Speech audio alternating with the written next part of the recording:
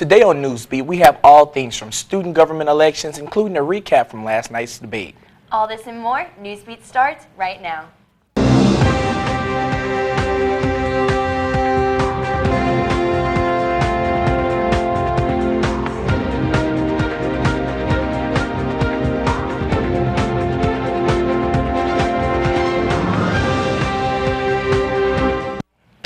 Good evening, Tigers, and welcome to Newsbeat. I'm Katie Stewart, in for Beth Casterly. And I'm Myron Smothers, in for Michael Edmondson. Thanks for joining us. It's election season on LSU's campus. Student government positions are up for grabs, and Tiger TV is in the middle. About 100 people turned out last night for the student presidential and vice presidential debate we hosted inside the Holiday Forum. Tiger TV reporter Caroline Ellerstein has the highlights. Monday night, students gathered in the Holiday Forum at the Journalism Building at 7:30. The experienced candidates Christian Coleman and Ashley Pichon and the Next Step candidates Clay Tufts and Taylor Lambert explained their initiatives for student government elections. The issue of campus safety was one of the topics discussed. Sophomore Elizabeth Borda says the Next Steps initiative to improve lighting could really benefit LSU. He was talking about like the lighting the walk, I believe, and just really making sure like you always have the lights there. All around campus and just keeping everything like in check and just always having that like secure walk from point A to point B around campus. The debate was facilitated by senior Travis Cobb. During the debate, panelists had the opportunity to ask candidates questions about their plans to improve other campus organizations. Sophomore David Scotton says student government needs to hear matters from other sources. Serious problem that is not addressed, it hasn't been addressed in any debate in the previous years, is cliquiness inside student government. And I think there's some problems in the internal part of student government that needs to be fixed before we can fix external matters. Most of the debate seemed as if the candidates agreed with each other on every topic. Students may have had their personal favorite before, but after this friendly debate, it could sway them to not even bother voting. For Tiger TV, I'm Carolyn Eilertson. Voting for student government starts Monday, March 24th. Vulgarity at athletic events was a topic of the student government debate. Let's take a look. All right, moving on. Student behavior and vulgarity at sporting events has received a lot of attention, particularly when a certain song plays at football games. First, directing to Clay Tufts. Does this reflect poorly on all of LSU students? What is the best way to combat that issue? And is it student government's place to do that?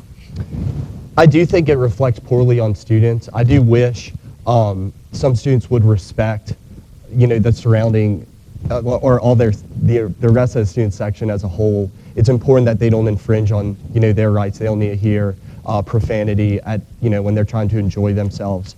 Currently, one of the big problems with this is it's kind of been directed towards Greek reserve seating. I think it's wrong to just point out any single group. It's really a problem as a whole. It's the whole student section. You should not point at one group and say it's wrong that, or this is all coming from you, because it really is coming from the entire student section. And I do believe that it is student government's responsibility to combat that issue, and we have the resources to do that, and I'm very confident that the student body will take notice. All right, same question, Christian. No, I definitely agree with Clay in regards to that. I think the biggest problem with that issue is that, students aren't necessarily educated on that part of the aspect. I think it's really important that, with the traditions of these songs, we start programs early, like at Stripes. You teach the correct words to songs, and you kind of get that movement in regards to on the freshman level, because if you don't know where the problem is starting and you don't address it early, it kind of gets lost in the midst of things. And I think that, through the traditions campaign that Ashley and I are trying to put on, the commitment community is going to be heavily involved with the 20-year anniversary coming up very quickly, and just kind of get back to our roots of what besides Tiger Stadium connects us as students, and that's the commitment to community. Again, Election Day is Monday the 24th. To cast your vote in the student government elections, go to sg.lsu.edu/elections. So Katie, yesterday it was cold, today it's a little warm, the weather's everywhere. I hear you. This weather has definitely been unpredictable. Now we hear from Tiger TV weather forecaster Christian Bennett. What is going on out there, Christian? Tuesday's weather was pretty nice, a little cool, but not as bad as yesterday. Tuesday night, we'll see temperatures drop down to 48 degrees with winds at 9 miles per hour. It won't be too chilly, and we're going to see things continue to warm up as the week goes on. I know I'm looking forward to that. It's almost officially spring, and I'm getting tired of wearing sweaters. The Insta pic today comes from Bree Bosco. It was taken at the LSU Lakes during a purple and gold sunset. Is there any better kind? Thanks, Christian. When we come back, I can give you a look at all the student organizations occupying Free Speech Alley this week. All of that and more is coming up after the break. Stay with us. Welcome back to Newsbeat. I'm Katie Stewart, keeping you organized with all things student organizations. Do you have questions about the upcoming student government election? I spoke with both president and vice presidential candidates to get a more inside look at the students behind the campaigns. Running on the Next Step ticket as presidential candidate is Clay Tufts and vice presidential candidate Taylor Lambert.